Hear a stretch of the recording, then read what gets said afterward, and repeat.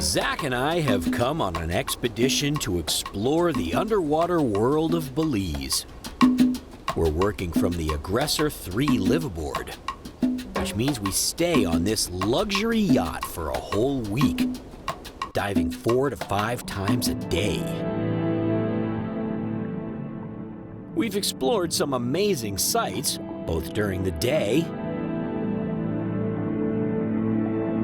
and at night. We've experienced wonderful visibility and met some curious and interesting creatures on the reefs of Belize.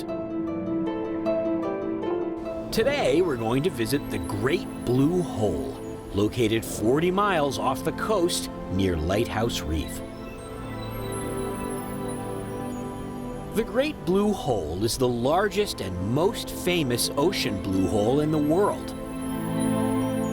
It's 1,000 feet across, 400 feet deep, and was proclaimed one of the best dive sites in the world by none other than Jacques Cousteau.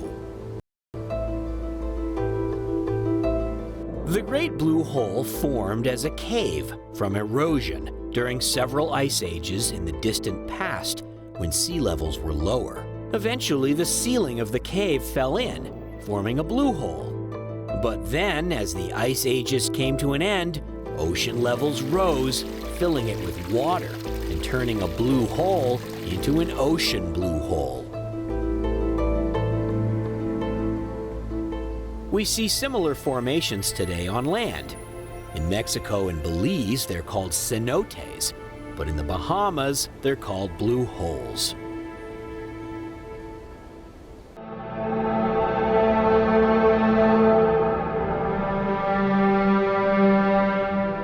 Zach and I follow Dive Master Roque over the edge and down the vertical wall of the blue hole.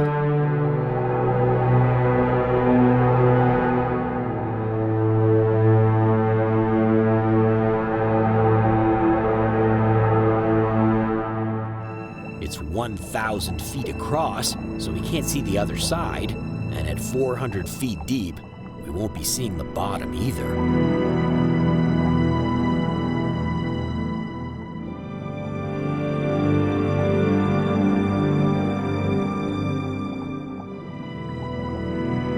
At about 100 feet, we reach an overhang filled with stalactites.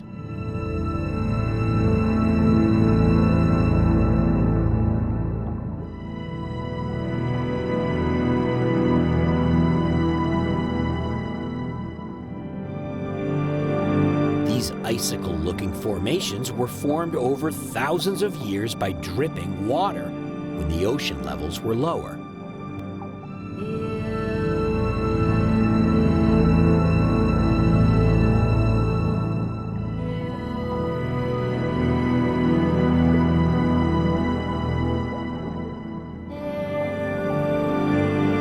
Then they would have looked like the stalactites in dry caves do now. But since they're submerged in the ocean, they have marine life such as coral, sponges, and algae growing on them.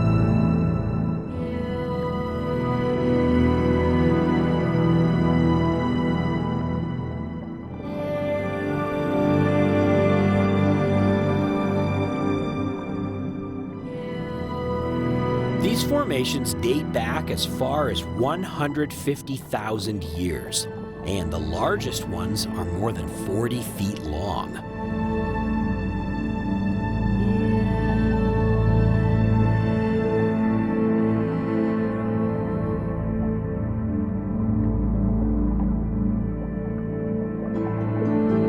Down here beyond 100 feet, we don't have much time to explore before we have to turn and head back.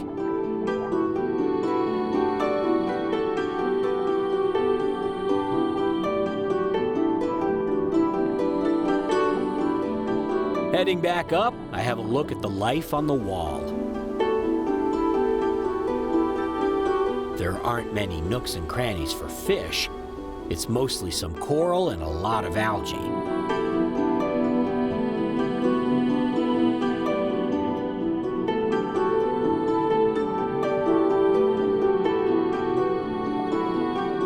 The shallower we get, the more life there is. At the top, we have a few minutes to make a safety stop, and I have a look at the dense coral reef growing here.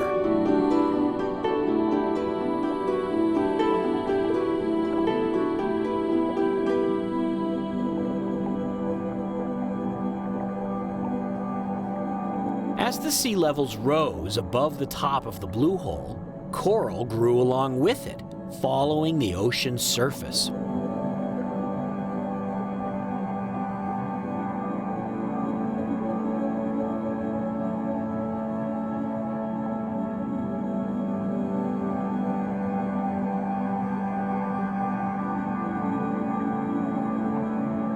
That's why we can see coral all the way around the blue hole from the air.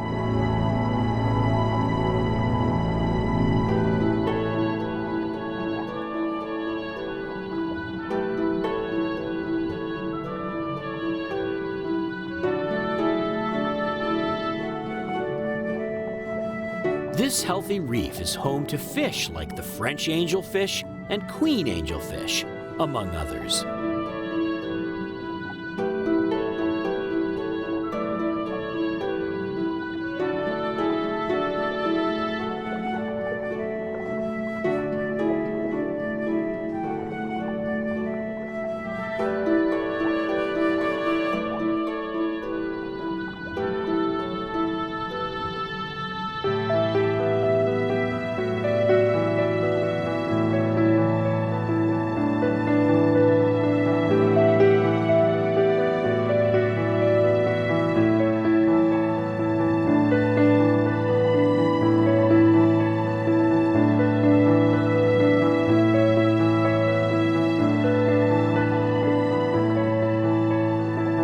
Once we finish our safety stop, we swim across lush seagrass beds to the aggressor.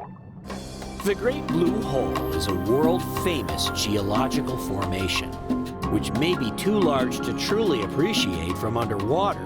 In my dive, I was only able to see a small part of this immense blue hole in a blue world.